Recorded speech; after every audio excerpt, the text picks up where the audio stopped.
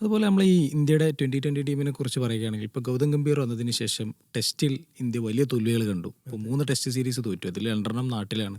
നാട്ടിലൊക്കെ ഇന്ത്യയെ തോൽപ്പിക്കുക എന്നുള്ള ഒരു കാലത്ത് മറ്റു ടീമുകൾ ചിന്തിക്കാൻ പോലും ആകാത്ത കാര്യമായിരുന്നു. പക്ഷേ ന്യൂസിലാൻഡും ദക്ഷിണാഫ്രിക്കയും നാട്ടിൽ വിജയിച്ചു. ബോർഡർ ഗവാസ്കർ ട്രോഫി തോറ്റു. ഇനി ഏകദിനത്തിലും ഇന്ത്യ ഗംഭീർ അറയിൽ 3 പരമ്പരകൾ തോറ്റിട്ടുണ്ട്. ലങ്കയോട് തോറ്റു, ഇവിടെ ന്യൂസിലാൻഡിനോട് തോറ്റു, പിന്നീട് ഓസീസിനോടും തോറ്റു. അങ്ങനെ 3 പരമ്പര തോറ്റു. പക്ഷേ T20യിൽ ഇന്ത്യ ഗംഭീർ യുഗത്തിൽ തോൽവി അറിഞ്ഞിട്ടേയില്ല. എങ്ങനെയാണ് ഗൗതം ഗംഭീറിൻ്റെ ഒരു T20 ടീമിനെ എങ്ങനെയാണ് നമ്മൾ കാണേണ്ടത്? ഈ ഫോർമാറ്റിലാണ് അദ്ദേഹം ഏറ്റവും അധികം പണിയെടുത്തിട്ടുള്ളതും. ആദ്യം മെൻറ്റോറായിട്ട് KKRൻ്റെ കൂടെ. അപ്പോൾ ആ ഒരു അനുഭവം ഉണ്ട്. പിന്നെ ഈ ഫോർമാറ്റിൽ കുറേം കൂടി എന്താ പറയുക, നമുക്ക് ഫ്ലെക്സിബിലിറ്റി ഉണ്ട്. ഇതിപ്പോൾ ഓൾറൗണ്ടേഴ്സിനെ വെച്ച് കുറേം കൂടി കളിക്കാൻ പറ്റും. ഇതൊന്നും മറ്റേ ലോങ്ങർ ഫോർമാറ്റ്സിൽ പറ്റില്ല. അത് നമ്മൾ പരിശ്രമിച്ച് നോക്കി, എന്നിട്ടാണ് പരാജയപ്പെട്ടിട്ടുള്ളത്.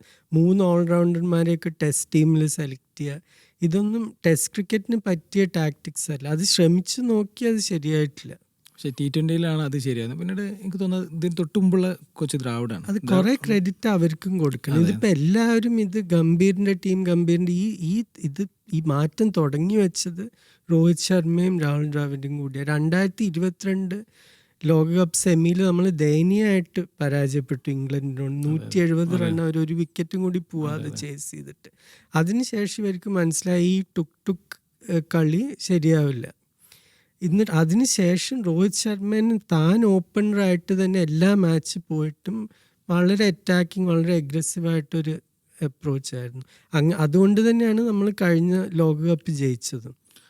എന്നാലും ദ്രാവിഡിന്റെ കാലത്തേക്കാൾ കുറച്ചുകൂടി ഒരു അഗ്രസീവ് ശൈലി ഗംഭീര കാലത്ത് കൂടിയിട്ടില്ല. അതിപ്പോൾ ഈ ഒരു തലമുറ, രാഹുൽ അതിനെപ്പറ്റി മിനിഞ്ഞാന്ന് സംസാരിച്ചതേ ഉള്ളൂ. ഈ ഒരു തലമുറ ഇവര് പ്രത്യേകിച്ച് IPL ആ കാലത്ത് ഒരു 2-2.5 മാസം ഇവർ പ്രാക്ടീസ് ചെയ്യേണ്ടത് ഇത് മാത്രമാണ്, 6 അടിക്കേണ്ടത് മാത്രമാണ്.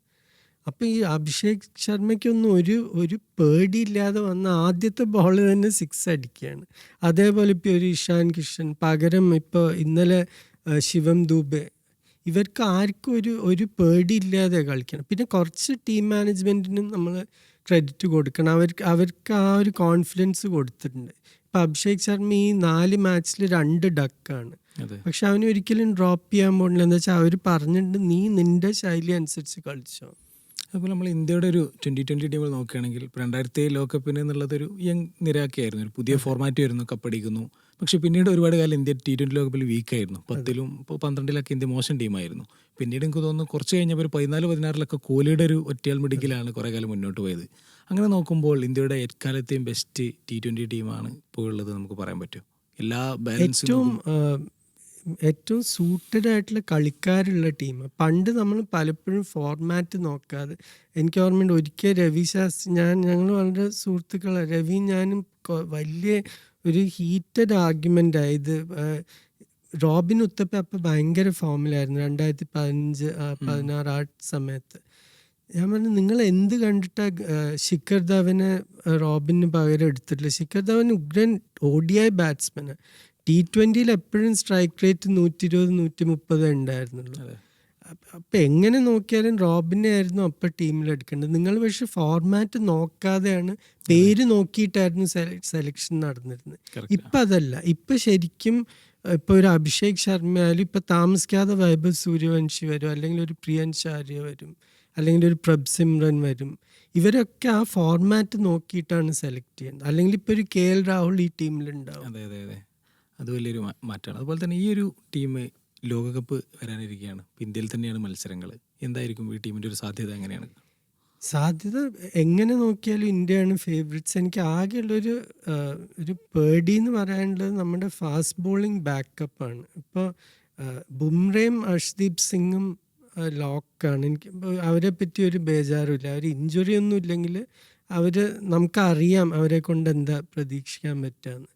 പക്ഷെ ഹർഷിത് റാണ കൺസിസ്റ്റൻ്റ് അല്ല. ചില മാച്ച് വളരെ നന്നായി കളിച്ചിട്ടുണ്ട് ഈ ഇടയ്ക്ക്. പക്ഷെ അതേപോലെ ചില മാച്ചിൽ 50 റൺ 60 റണ്ണൊക്കെ കൊടുക്കും. അപ്പോൾ എൻ്റെ അഭിപ്രായത്തിൽ ചിലപ്പോൾ ഞാനായിരുന്നു സെലക്ട് ചെയ്യണമെന്ന് വെച്ചാൽ ഒന്നുമില്ലെങ്കിൽ ഒരു സിറാജ് അല്ലെങ്കിൽ ഒരു ഷമിയെ ഞാൻ സെലക്ട് ചെയ്യും. ഒരു എക്സ്പീരിയൻസ് പറഞ്ഞാൽ ആ ലോക ലെവൽ ടൂർണമെൻറ്റിൽ കളിച്ച എക്സ്പീരിയൻസിൽ ഒരു പേസ് ബോളറേയും കൂടി ഞാൻ പിക്ക് ചെയ്യായിരുന്നു. അതുപോലെ തന്നെ ഈ ഒരു നമ്മളിപ്പോൾ പറഞ്ഞു ഇന്ത്യൻ 2020 സക്സസ് എന്ന് പറയുന്നത് നമ്മളൊക്കെ സംസാരിക്കുന്നത് ഗംഭീറിനെ കുറിച്ചാണ്. പക്ഷേ ആ സമയത്ത് ക്യാപ്റ്റൻ ആയിട്ടുള്ള ആൾ സൂര്യകുമാർ യാദവ്. സാധാരണ ഒരു ഇന്ത്യൻ ടീം സക്സസ് ആകുമ്പോൾ ആ ക്യാപ്റ്റനെയാണ് പറയാറ്, ഇപ്പോൾ ധോണി, ഗാംഗുലി എന്നൊക്കെ. പക്ഷേ സൂര്യകുമാറിനെ ആരും പറയുന്നില്ല. പക്ഷേ സൂര്യകുമാറെ ഒരു ക്യാപ്റ്റൻ എന്ന നിലയിൽ എങ്ങനെയാണ് സാർ? വളരെ നന്നായി ചെയ്തിട്ടുണ്ട്. നമ്മൾ കഴിഞ്ഞ തവണ ഇരുന്നപ്പോൾ സൂര്യയുടെ ഫോമിനെ പറ്റി അതെ അതെ വളരെ കുറേ വിമർശനങ്ങൾ ഉണ്ടായിരുന്നു. റൺ എടുത്തിട്ടുണ്ടായിരുന്നില്ല, അതിപ്പോൾ മാറി ഈ 2-3 ഇന്നിങ്സ് കാരണം.